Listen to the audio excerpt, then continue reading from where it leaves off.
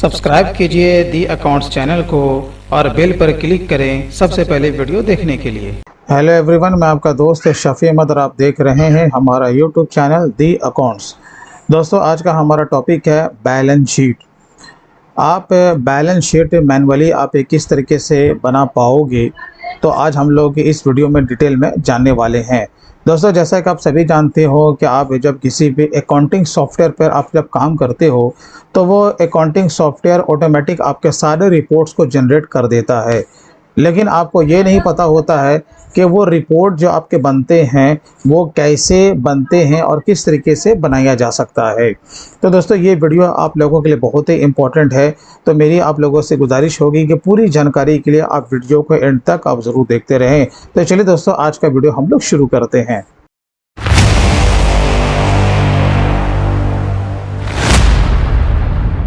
तो सबसे पहले मैं आपको टैली प्राइम का ये जो रिपोर्ट्स है वो मैं आपको दिखा रहा हूँ कि देखो यहाँ पर कैसे क्या होता है कि आपका ऑटोमेटिक यहाँ पे बैलेंस शीट तो बना हुआ है, और दूसरा अगर हम इसके प्रॉफिट एंड लॉस अकाउंट को देखते हैं तो ये भी हमारा यहाँ पर बना हुआ है, करेक्ट है।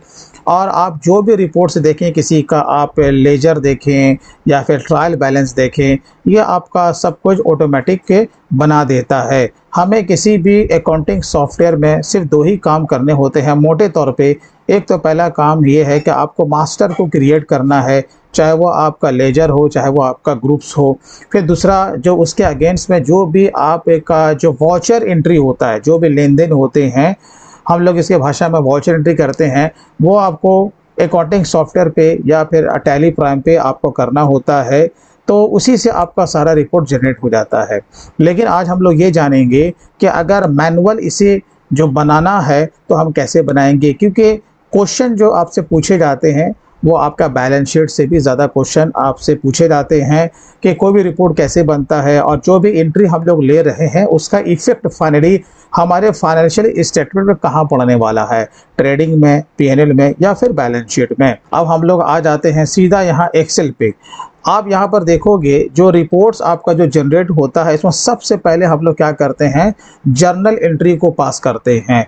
अगर आपने 12th या फिर बीकॉम आपने अगर अकाउंट से अगर आपने किया है तो ये सारे लोग इस बात को जानते हैं, लेकिन जो नॉन कॉमर्स हैं उन्हें भी इस बात की जानकारी होनी चाहिए कि सबसे पहला जो हमारे बुक्स में जो काम होता है, जो भी लेन देन हो रहा है हमारे बिजनेस में, तो इसके अगेंस्ट में हम लोग क्या करते हैं, जर्नल एंट्री को पास करते हैं। तो सबसे पहला काम हमारा क्या हो जाता है, यहाँ पे जर्नल एंट्री का हो जाता है, ठीक है। उसके बाद जर्नल से ही बनाया जाता है आपका लेजर, करेक्ट है।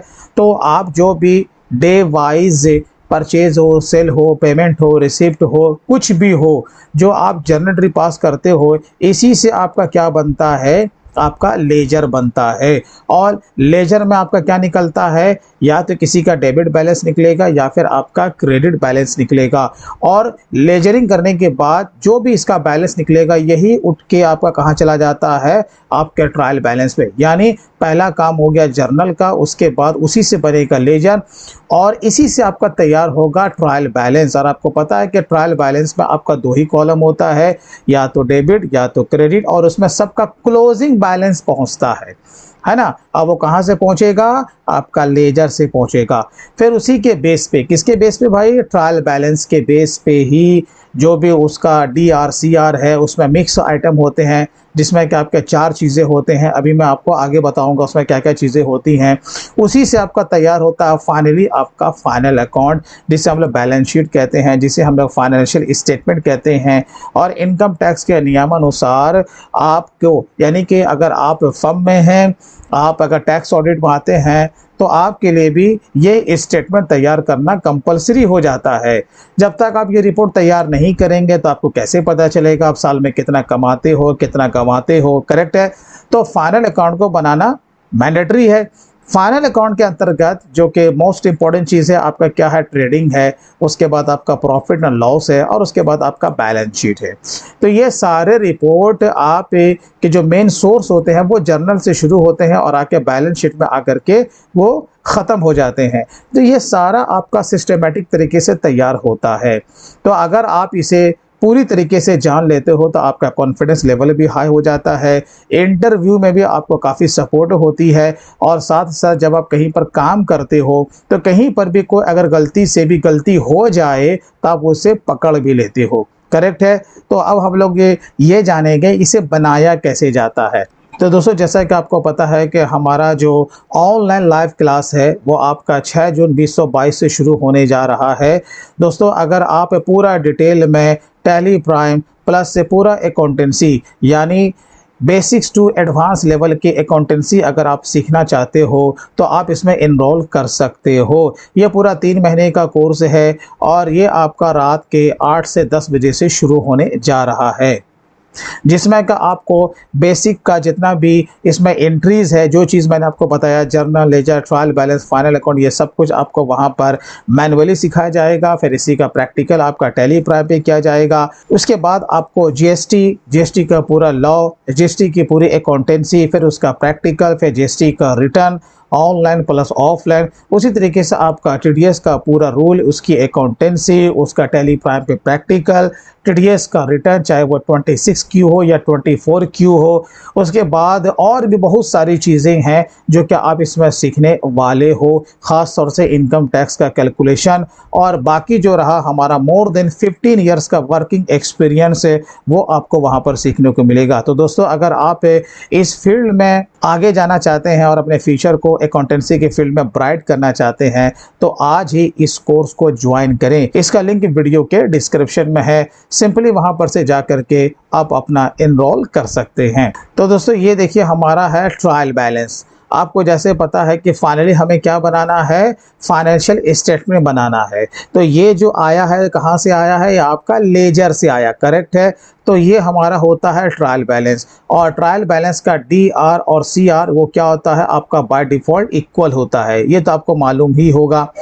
अब जैसे कि अब यहाँ पर सवाल ये है कि यहाँ पर जितने भी जो आइटम होते हैं इसी को हमें कहाँ बैठाना होता है, या तो प्रॉफिट एंड लॉस में या फिर आपका बैलेंस शीट में। और प्रॉफिट एंड लॉस अगर हम बोले तो उसमें आपका दोनों चीज़ इंक्लूड रहता है। ऊपर का हिस्सा आपका ट्रेडिंग अकाउंट होता है और नीचे का जो फॉर्मेट जो होता है वो आपका प्रॉफिट एंड लॉस अकाउंट का होता है। ठीक है।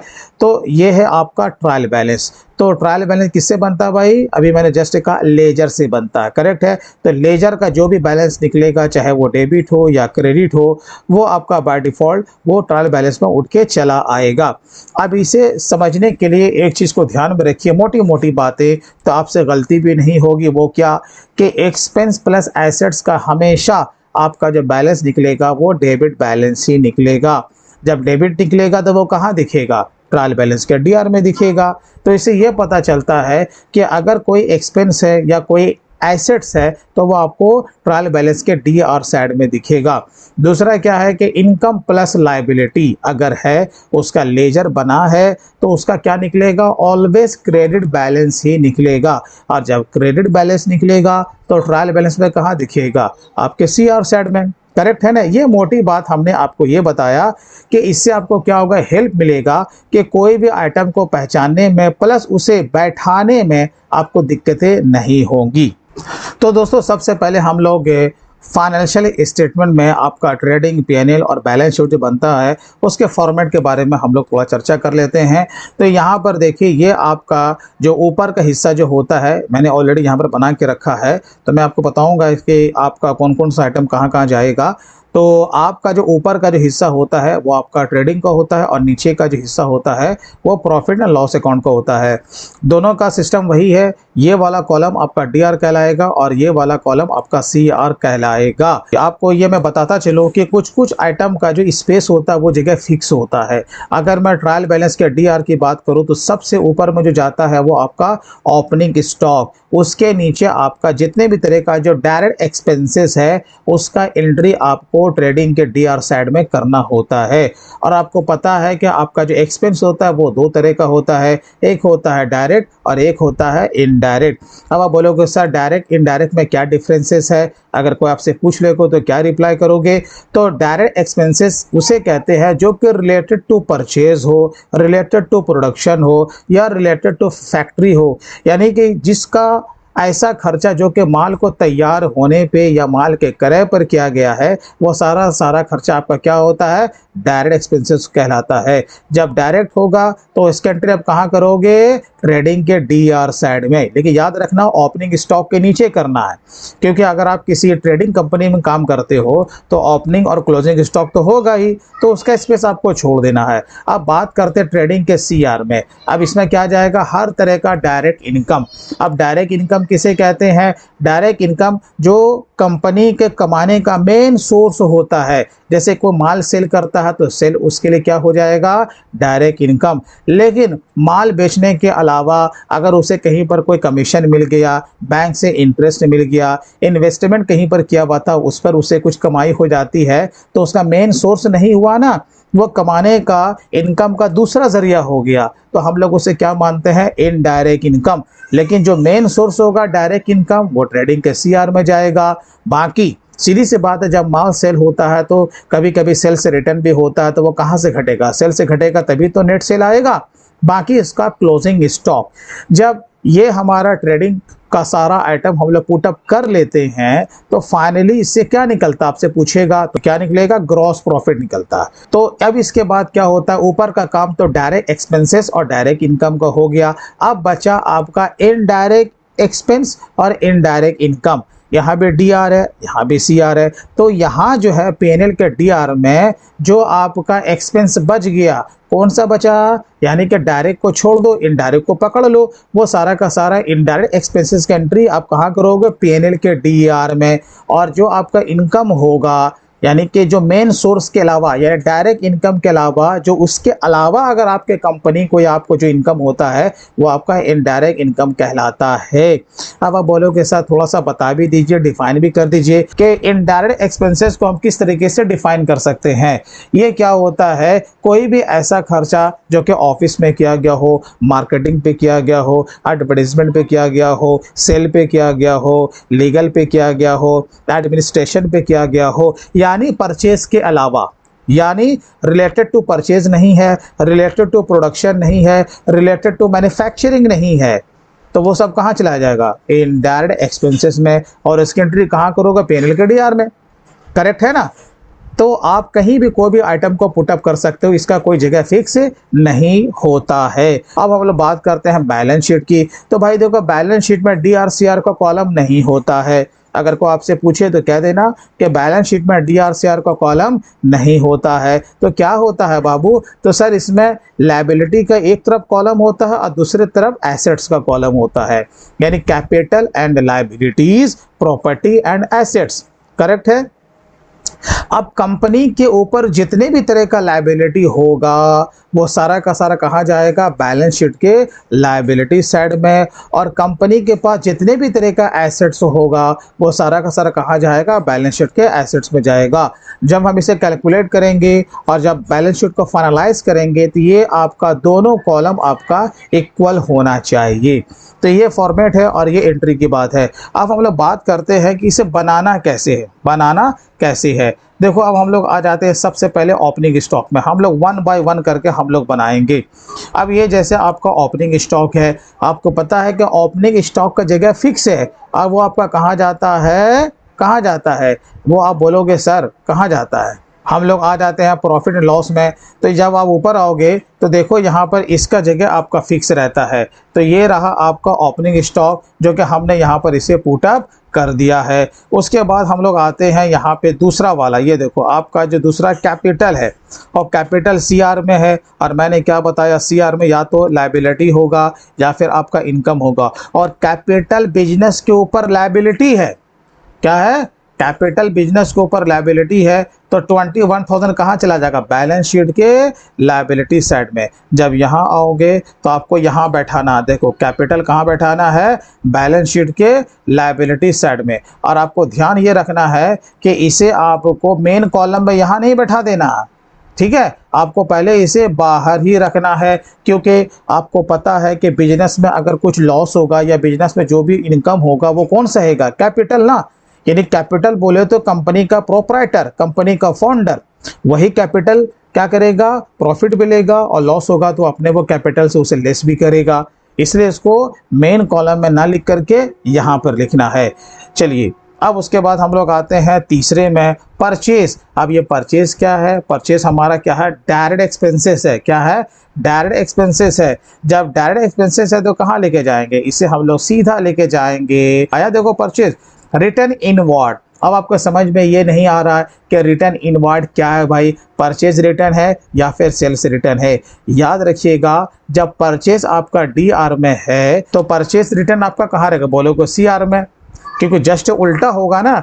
तो ये रिटर्न कौन सा है? ये रिटर्न आपका सेल्स रिटर्न है, क्योंकि सेल रहेगा सीआर में, ठीक है, और सेल्स रिटर्न कहाँ रहेगा? डीआर में। तो इसका माने ये जो रिटर्न इनवर्ड है ये आपका सेल्स रिटर्न है, इसका माने ये सेल से घट जाएगा। ये देखो आपका 320 रुपया घट रहा है ना सेल से, तो आपको इस तरीके से इसका एंट्री ले लेना है। उसके बाद आते हैं देखो 360 रुपया, तो ये क्या कहलाएगा? आपका परचेज रिटर्न, क्योंकि परचेज का हमेशा डेबिट बैलेंस निकलेगा, और परचेज रिटर्न क्योंकि उसका उल्टा एंट्री होता है तो इसका क्या निकलेगा? Credit balance. तभी तो ये ट्रायल बैलेंस के सीआर में है। तो 360 रुपया आपको इसे लेस कर देना है, जो यहाँ लेस करके आएगा वो फिगर आपको यहाँ पे बैठा देना है।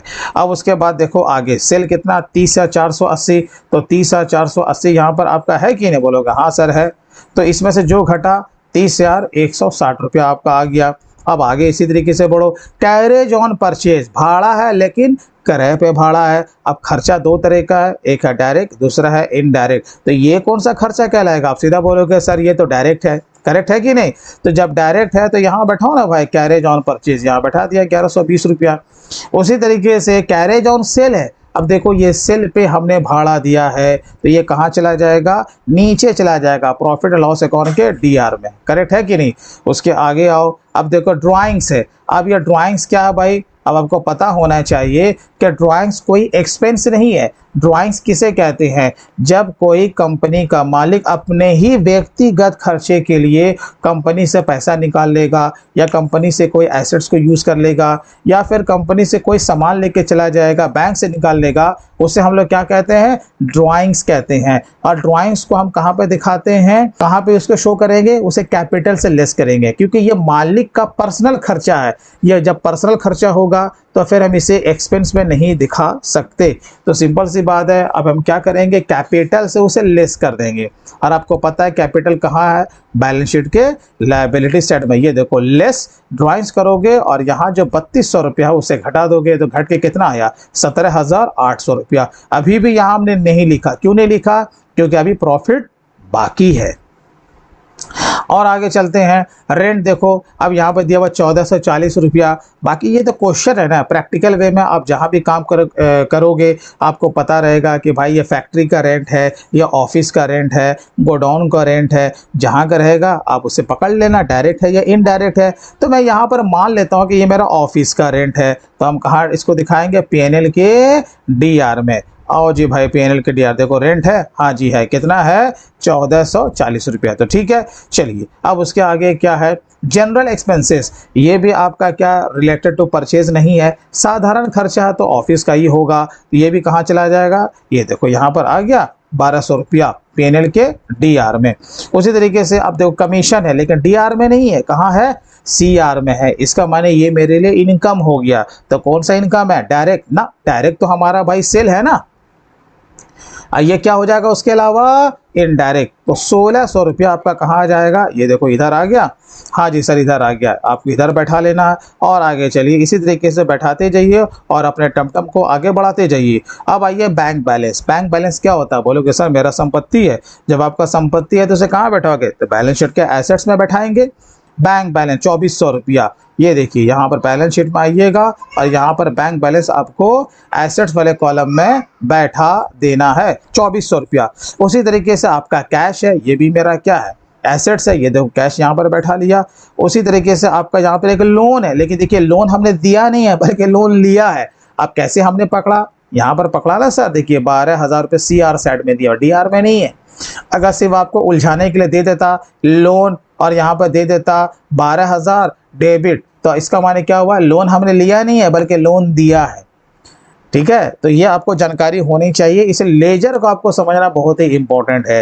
ये आपको तभी समझ में आएगा जब मैनुअली आप इसे पढ़ोगे इसे आप बनाओगे। इसीलिए मैंने कहा ना, अगर आपको अकाउंट्स में महारत हासिल करना है, अकाउंटेंसी में अगर आपको मास्टर बनना है, तो वो जो हमारा जो 6 जून को जो हमारा पूरा टैली प्राइम का जो कोर्स स्टार्ट होने जा रहा है, आप उसे ज़रूर ज्वाइन कीजिए।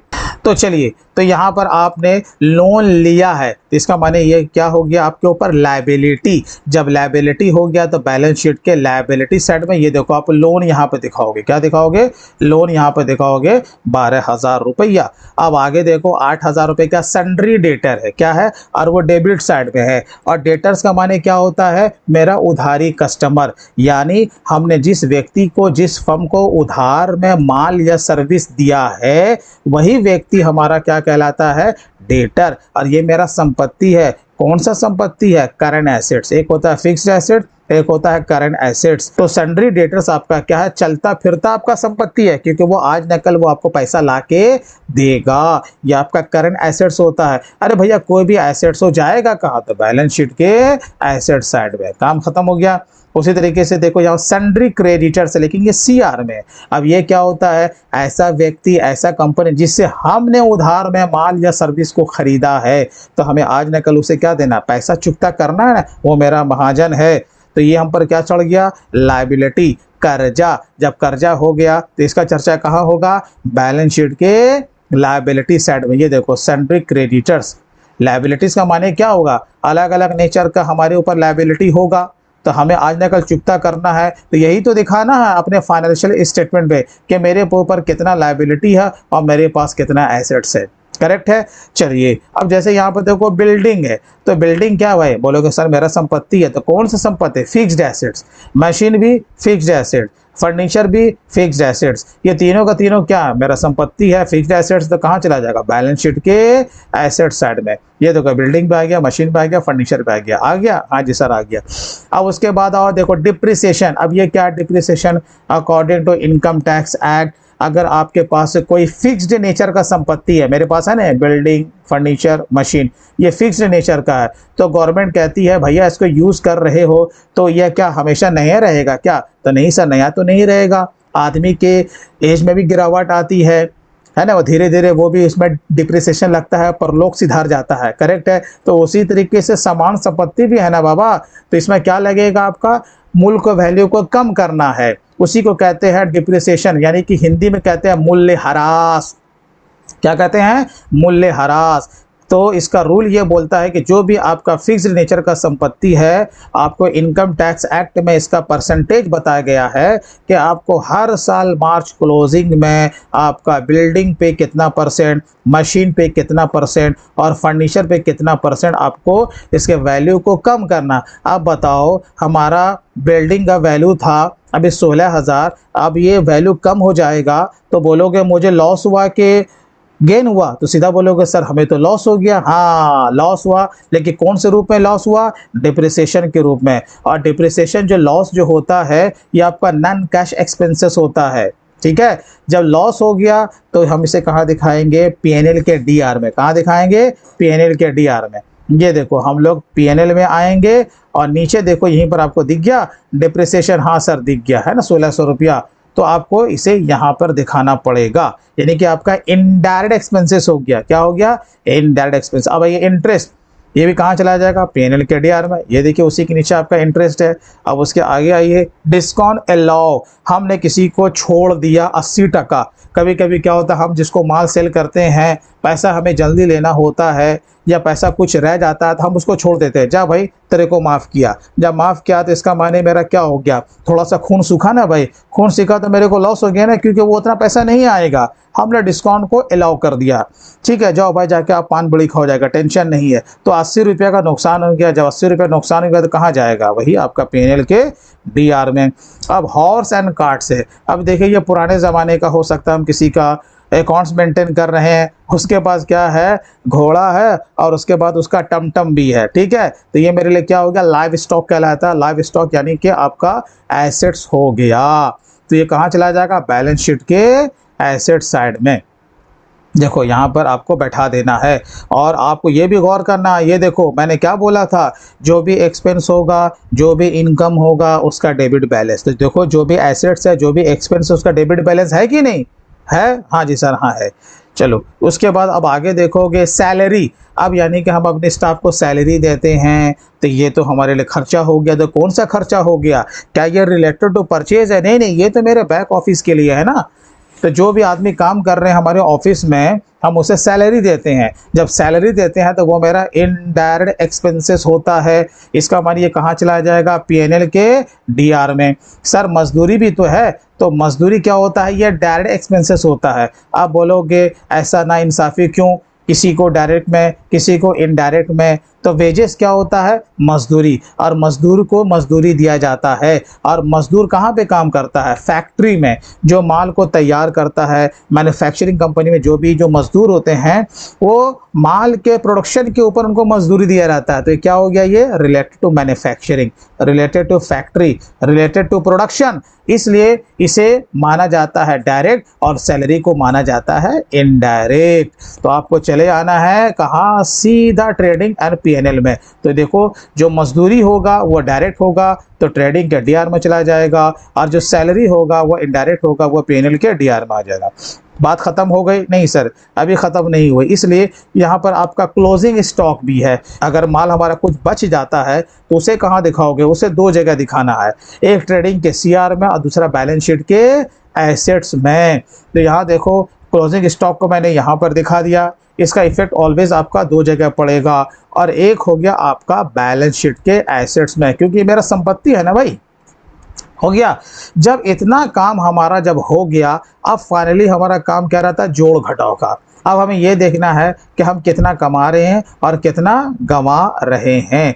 अब अगर हम ऊपर की बात करें तो पहले हम ये देखेंगे हमारा डी आर कॉलम बड़ा है या सी आर कॉलम बड़ा है। जब हम लोग चेक करते हैं तो देख रहे हैं कि यहाँ पर 38,040 रुपया का टोटल जोड़ आ रहा है। इसका माने ये कॉलम हमारा बड़ा है, और यानी कि हमारा जो इनकम है वो ज़्यादा है और यहाँ पर जो डायरेक्ट एक्सपेंसेस वो कम है। जब हम इसे घटा देते हैं 38,040 में से ये पूरे घटाते हैं तो हमारा यहाँ पर निकल जाता 17,280 रुपया। ठीक है, ये क्या कहलाया? हमारा ग्रॉस प्रॉफिट। और यही ग्रॉस प्रॉफिट कहाँ जाएगा? उल्टे डायरेक्शन में आपका पीएनएल के सीआर में आ जाएगा। तो चलिए अब यहाँ पर तो ये तो हो गया। अब यहाँ पर देखते हैं कि कौन कॉलम छोटा है या कौन कॉलम बड़ा है। यहाँ भी देखते हैं हमारा सीआर कॉलम बड़ा है, 18,880 रुपया का है। बाकी जो भी एक्सपेंस है हम लोग सारे एक्सपेंस को उसमें घटा देते हैं, तो नेट प्रॉफिट कितना निकला? 10,320 रुपया। तो ये कौन लेगा? मालिक लेगा। तो इसका माने मालिक का जितना भी पहले का कैपिटल है, वाइट मनी है, वो तो बढ़ जाएगा ना। तो वो क्या करेगा? 10,320 रुपये को अपने कैपिटल में लाके जोड़ देगा। देखो यहाँ पर जोड़ा, हाँ जी जोड़ा। अब जब बाय डिफॉल्ट यहाँ पर जब उसे जोड़ेगा तो यहाँ पर इसका ऑटोमेटिक देखो 46,280 क्या होगा? उसका इक्वल हो जाएगा। तो बेसिकली जो फाइनेंशियल स्टेटमेंट तैयार होता है मैनुअली, वो ऐसे ही तैयार होता है। तो दोस्तों मैं उम्मीद करता हूं कि आपने इस वीडियो के माध्यम से ये सीख लिया होगा कि फाइनेंशियल स्टेटमेंट मैनुअली किस तरीके से तैयार किया जाता है और किसी भी एंट्री का इफेक्ट कहाँ पे गिरता है। दोस्तों वीडियो अच्छा लगा हो तो कम से कम अभी से लाइक ज़रूर कीजिए, और अभी तक अगर आपने हमारे चैनल को सब्सक्राइब नहीं किया तो प्लीज़ कर लें और बेल पर भी ज़रूर क्लिक करें। तो दोस्तों फिर मिलते हैं किसी दिन किसी नए टॉपिक के साथ। तब तक के लिए take care and bye bye.